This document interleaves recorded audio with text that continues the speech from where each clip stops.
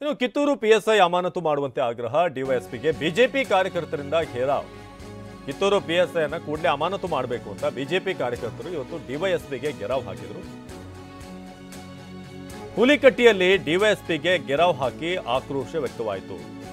ಕಾಂಗ್ರೆಸ್ ಬೆಂಬಲಿತ ಸದಸ್ಯರಿಗೆ ಸಹಕಾರ ನೀಡಿರುವಂತ ಆರೋಪ.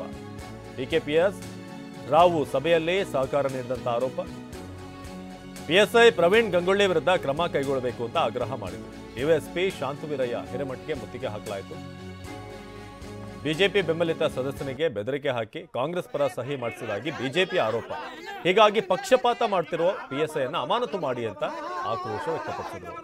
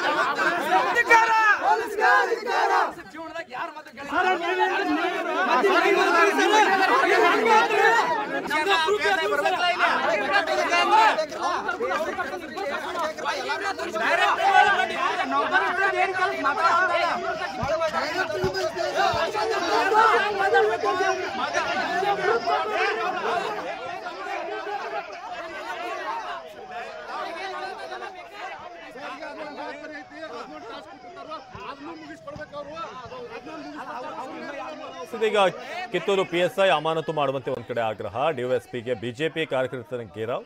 ಹುಲಿಕಟ್ಟಿಯಲ್ಲಿ ಡಿವೈಎಸ್ಪಿಗೆ ಘೇರಾವ್ ಹಾಕಿ ಆಕ್ರೋಶ ವ್ಯಕ್ತಪಡಿಸಲಾಗ್ತಿದೆ. ಮತ್ತೊಂದು ಕಡೆ ಎರಡು ದೃಶ್ಯಗಳನ್ನು ಕೂಡ ನಾವು ನೋಡ್ತಾ ಇದ್ದೀವಿ. ಡಿಸಿಸಿ ಚುನಾವಣೆ ಸಂದರ್ಭದಲ್ಲಿ ಆದಂತಹ ಗಲಾಟೆ ಒಂದ್ ಕಡೆ, ಇನ್ನೊಂದು ಕಡೆ ಡಿವೈಎಸ್ಪಿಗೆ ಬಿಜೆಪಿ ಕಾರ್ಯಕರ್ತರು ಘೇರಾವ್ ಹಾಕಿರೋದು.